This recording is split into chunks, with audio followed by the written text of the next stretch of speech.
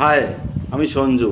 তো তুফান সিনেমার আজকে আরও একটা নতুন পোস্টার ড্রপ করা হয়েছে। তো এটার রিভিউ বা রিয়াকশান তো করবই, পাশাপাশি আরও কিছু কথা এক্সট্রা কথা রয়েছে। তো দেখুন, পোস্টারটা নিয়েই কথা বলি। এই যে পোস্টারটা এসছে তুফানের, মানে এই নতুন পোস্টারটা, এটা আমি বলবো না যে এক্সট্রা অর্ডিনারি কিছু। মানুষের মন তো মিথ্যে বলতে পারবো না যে উড়ে গেছি, ছিটকে গেছি, পড়ে গেছি, 7 দিন পর জ্ঞান ফিরেছে পোস্টার দেখে। এত ভালো ভালো পোস্টার। এই পোস্টারটা ডিসেন্ট একটা পোস্টার, না খারাপ নয়, পোস্টারটা খারাপ নয়, কিন্তু এই পোস্টারটাই আমাদেরকে আরও বেশি উত্তেজিত করতো যদি তুফান সিনেমার এই পোস্টারটা প্রথমে আসতো।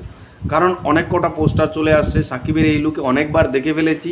তাই এই লুকটা নিয়ে নতুন কোনো পোস্টার আসলে আমাদের কাছে মনে হয় হ্যাঁ ঠিকঠাক দেখেছি তো, এই ব্যাপার। কিন্তু পোস্টার ডিজাইনটা কিন্তু ঠিকঠাক, একদম মারাত্মক লেভেলেরও না, একদম বাজে যে তাও না, ডিসেন্ট একটা পোস্টার। এই পোস্টারে বেশি কিছু বোঝাচ্ছেও না, সিনেমার গল্প সম্পর্কে কোনো আইডিয়া নেই, কোনো রকম এক্সট্রা কোনো এখানে অর্ডিনারি কিছু পাওয়া যাচ্ছে না। পোস্টারে আমরা দেখতে পাচ্ছি শাকিব খানকে এরকম দাঁড়িয়ে গানের টিগারে দাঁড়িয়ে আছে, মিমিকে দেখতে পাচ্ছি বেশ ফিটনেস লাগছে, নতুন একজন হিরোইনকে দেখতে পাচ্ছি, সম্ভবত তার নাম নাবিলা, তাকেও বেশ কিউট লাগছে। এবং সাকিবের চুল শুরু করে মানে শাকিব খানের লুকটা ব্যাপক লাগছে।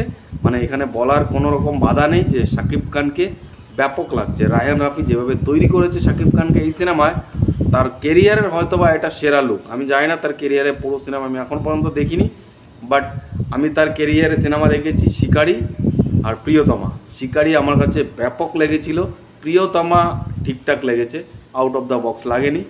তুফান দেখার অপেক্ষা থাকবো, কারণ তুফান নিয়ে যে আলোচনা, যেই সমালোচনা, যে একটা রব উঠেছে সেটা দেখতে হবে। আর মেগাস্টার, মানে এই কথাটা তো বুঝতে হবে, শাকিব খান তো বাংলাদেশের মেগাস্টার।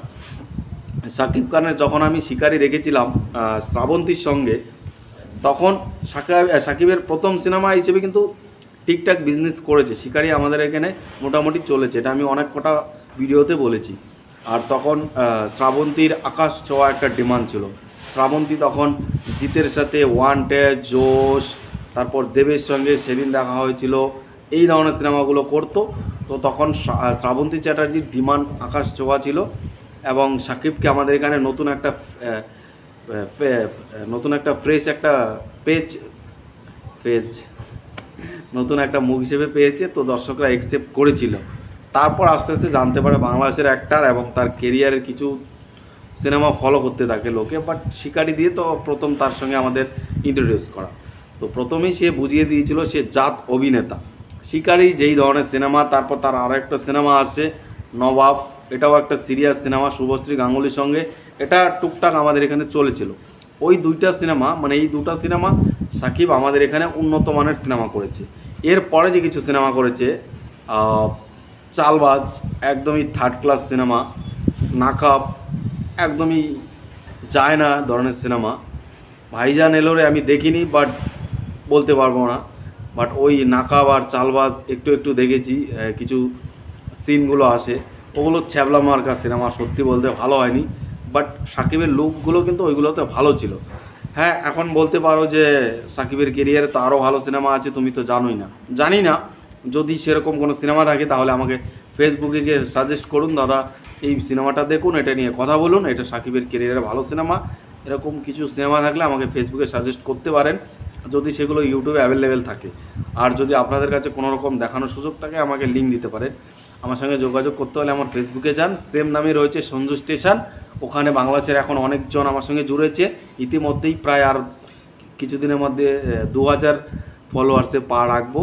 তো বেশ ভালো লাগছে, ফলোয়ার্স ওখানে দপদপ করে বাড়ছে, আপনারা আমাকে সাপোর্ট দিচ্ছেন, আর আমি অবশ্যই সাপোর্ট দেবো, বাংলাদেশের সিনেমাদের সাপোর্ট করব, ভালো কাজের প্রশংসা আমি করব। সেটা আপনারা জানেন যে আমি অনেস্ট রিভিউয়ার আপনাদের কাছে যেমনই লাগুক, বাট আমি কথাবার্তা যেটাই বলি না কেন অনেস্টলি নিয়ে কথা বলি, একজনের চামচামি করি না। তবে শাকিব খানের পাওয়ারটা আমি আস্তে আস্তে বুঝতে পারছি, তাই প্রত্যেকটা ভিডিওতে এখন বলতে বাধ্য হই যে শাকিব খানই বাংলাদেশের শেষ কথা। একটু আগে একটা ভিডিও করেছিলাম যে শাকিব খানের কারণে বাংলাদেশে আর যে কটা সিনেমা ঈদে আসার কথা ছিল সেগুলো মুক্তি পিছিয়ে নিয়েছে, তারা ভয় পেয়েছে। তাহলে এখানেই বোঝা যায় শাকিব খানের বিস্তার বাংলাদেশে কতটা, তার দাপট কতটা, তার কারণে বাংলাদেশের সিনেমা রিলিজ দিতে ভয় পায়। আর আমাদের এখানে 5-6টা সিনেমা দুর্গাপূজায় একসঙ্গে রিলিজ করে দেয়, কেউ কাউকে ভয় পায়, নিজস্ব হল নেয়, নিজস্ব টিকিট বিক্রি করে। কিন্তু বাংলাদেশে শাকিব খানই শেষ কথা। তো যাই হোক, আমার কাছে এই পোস্টারটা যদি রেটিং করতে বলেন তাহলে আউট অফ 3 দেবো, মানে 5-এর মধ্যে 3 দেবো। আমার কাছে ডিসেন্ট একটা পোস্টার লেগেছে, একদম ভালোও না একদম খারাপও না। আপনার কাছে কেমন লেগেছে কমেন্টে জানাবেন। পরবর্তী ভিডিও আসবে খুব শীঘ্রই। আর তুফানের ট্রেলারের অপেক্ষায় রয়েছি, আর পরবর্তী গানের অপেক্ষায়, কারণ প্রথম গানটাই তো একদম উড়িয়ে দিয়েছে সব কিছু। বাকি যদি আপনাদের আমার রিভিউ খারাপ লেগে থাকে তাহলে কমেন্টে জানাবেন, গালিগালাজ করবেন, জানি সেটা করবেনই, কারণ আপনারা চেয়েছেন এই পোস্টারটা, আর আমি উড়ে গেছি, ছিটকে গেছি, অজ্ঞান হয়ে গেছি 1 সপ্তাহ, এই ধরনের রিভিউ আশা করেছেন, বাট আমার কাছ থেকে পাননি, খুব ডিসঅ্যাপয়েন্ট হয়েছেন আমি জানি। ঠিক আছে, টাটা।